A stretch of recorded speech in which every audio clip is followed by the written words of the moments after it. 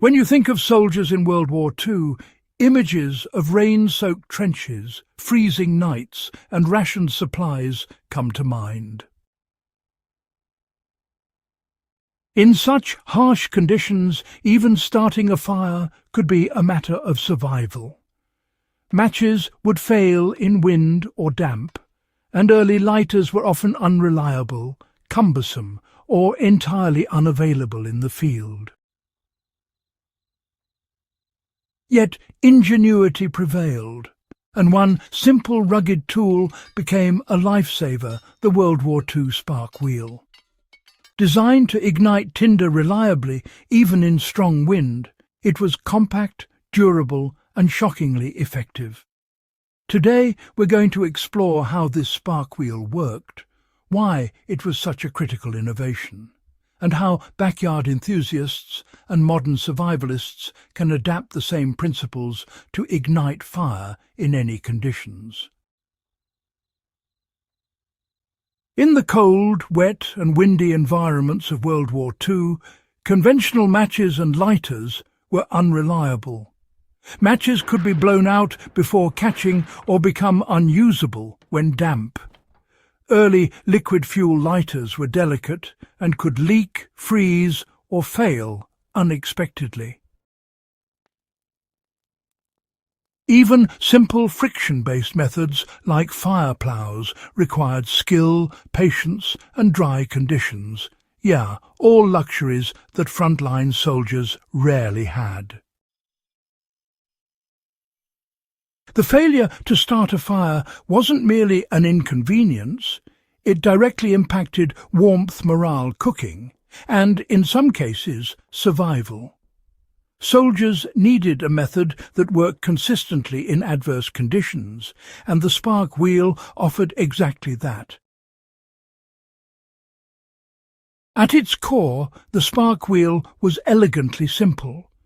It consisted of a serrated steel wheel and a piece of hardened ferrocerium or flint-like material positioned at a precise angle. When the soldier rolled or struck the wheel against the steel, it produced a shower of hot sparks, capable of igniting fine tinder immediately. The genius lay in its compact design. The mechanism was shielded to minimize wind interference, and the sparks were directed precisely onto the tinder, reducing heat loss and maximizing ignition potential. Unlike traditional methods, the spark wheel required very little force and could operate in a wide range of environmental conditions. Wind, light rain or cold temperatures did not stop it from producing sparks capable of igniting tinder, moss or dry shavings. This reliability transformed fire starting from a gamble into a consistent skill that soldiers could depend on in life-or-death situations. The spark wheel's effectiveness in wind came from both the design of the sparks and the controlled method of delivery. Sparks were concentrated and hot, allowing them to embed in the tinder before dissipating. In contrast, a match flame or lighter flame could be blown out instantly because it relied on sustained combustion in open air.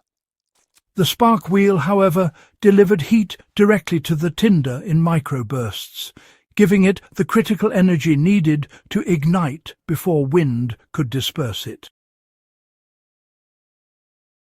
Additionally, soldiers often paired the spark wheel with finely prepared tinder bundles. Dry moss, shredded bark, or cotton fibres formed tiny nests that captured the sparks and began smouldering immediately. The combination of controlled spark delivery and effective tinder meant that even in gusting wind, a fire could be started reliably in just a few seconds.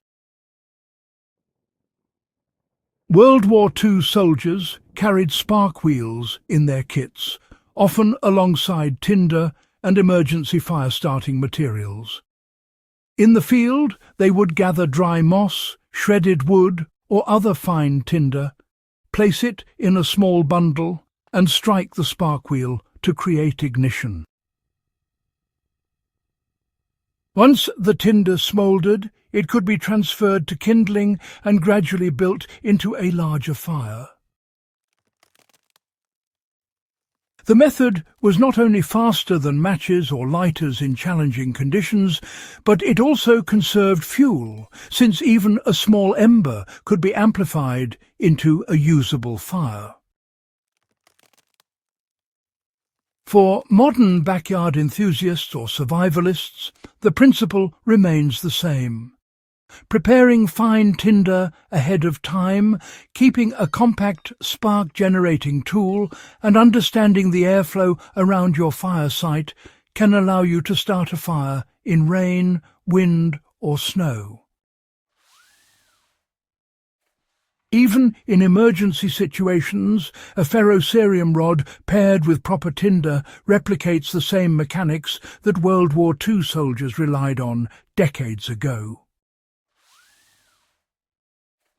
The World War II spark wheel is more than a historical curiosity. It's a lesson in engineering simplicity, efficiency, and reliability.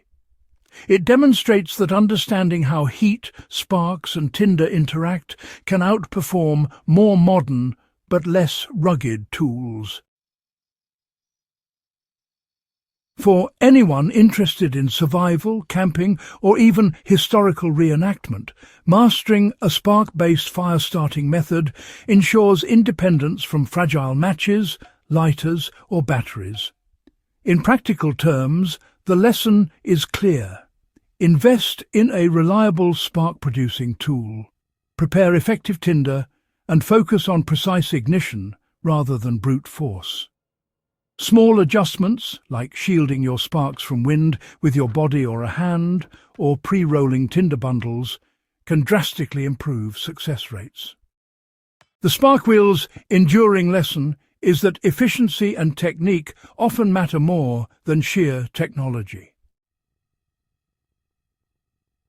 By exploring and practicing this World War II innovation, you not only connect with the resourcefulness of soldiers in extreme conditions, but also gain a practical tool that can save time, fuel, and frustration in your own backyard or wilderness adventures. If uncovering this hidden World War II fire-starting technique excites you, subscribe to the channel and share this video.